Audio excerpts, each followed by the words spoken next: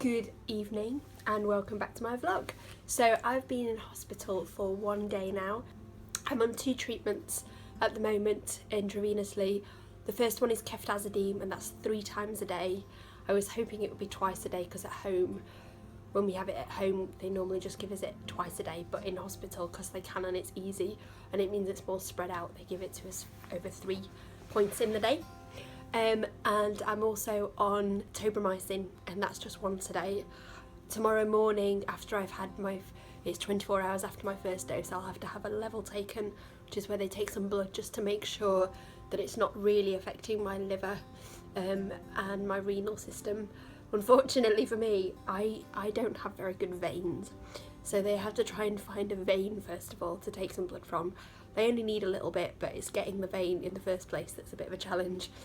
Yesterday I had a bit of an attempt there, and 2 attempts in my elbow crease. It's not much fun, it has to be said. When I was little, when I was about 1 year old, I had to have a cannula in my head because they struggle to find veins, so it's something that I've struggled with all my life. But I'm getting way better than I used to at having needles.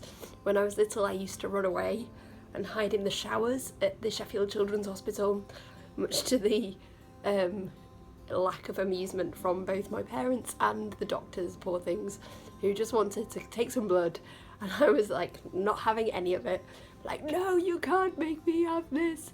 So I'd go and run away, and I would find myself hiding behind shower curtains thinking I was very clever, because I'd hidden and they would never find me, but they did. And they got their blood. They got my blood, more importantly.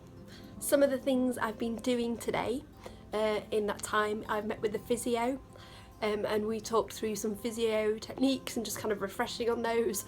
You can never really go over those enough. Even though it's something we do day in, day out, it can change slightly over time, and also having hands-on from someone and just some attention is really great. We also had 2 doctors, final year students, who were training to be doctors, and they sent them in to come and examine me. That often happens. I'm fairly compliant again about that. So they send them in and they start checking my fingers and my mouth and checking my chest and all those different things and asking lots of questions. But I kind of think it's a bit of a privilege really to be able to help them as they're learning, so I don't really mind. As long as they don't wake me up. I don't like to be woken up. Now, one of the things that I thought I'd talk to you about was our digestion. In hospital, they offer you a cooked breakfast, and sometimes that's really appealing and you think, oh wow, that's gonna be amazing, and then some nights you think, I just cannot handle that in the morning. So I decided that I was going to start as I meant to go on. So this morning I started with a cooked breakfast. It had fried bread, it had hash browns, it had beans, and it had bacon, and it had fried egg. So that was delicious, but calorific, but also really, really fatty. So I had loads of crayons. I had 12 crayons with that to try and digest all the fat that was in it. And yeah, then I had lunch, which was a jacket potato with cheese and lots of butter. I feel like I had pudding or caramel shortbread slice. And then also Scandi shake during the day, and then at tea time I had most of a shepherd's pie.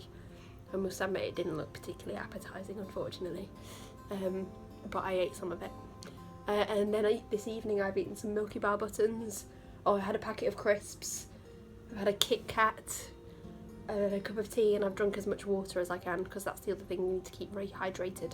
I tend to have low blood pressure, so I have to keep drinking.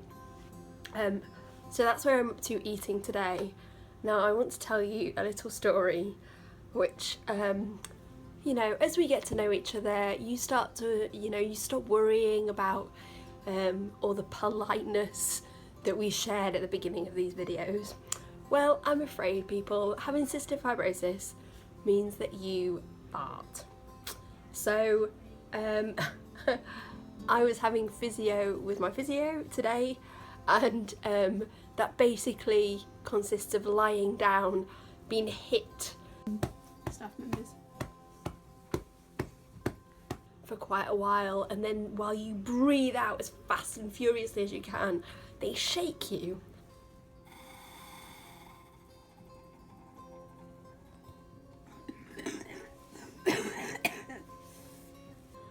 That sometimes means that not only does air come out of your mouth, but air sometimes comes out of our back end as well, okay? And it's not glamorous, and it's not always pleasant, but today I apologised, we giggled, and it was fine, because it didn't smell. This morning I had a cooked breakfast, and then I had a jacket potato, and then I had a scandi shake, and then I had shepherd's pie, and some other. So tomorrow, if that happens again, I don't have to like buy flowers for my physio as an apology, because it's horrible. And you know, it's one thing to do it at home, Ned has to deal with it, but you know, he gives as good as he gets, so who cares. Doing it in the ward, and yeah, they expect it, but it's just horrible.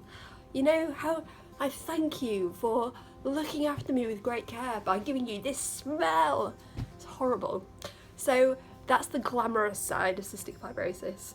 And yeah, if you've got cystic fibrosis and you follow this blog, I would love to hear some amusing stories that you've had as well, where things like that have happened.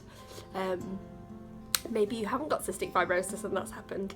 Hey, it doesn't take cystic fibrosis to give you a smelly back end. Come and tell me a story. I'd love to know that I'm not the only person who does this. So yeah, I hope you enjoyed this video. If you did, please like, please subscribe, please share it with your friends, please ask any questions or let me know what you think. I would love to hear from you. And I hope you have a good evening. Bye!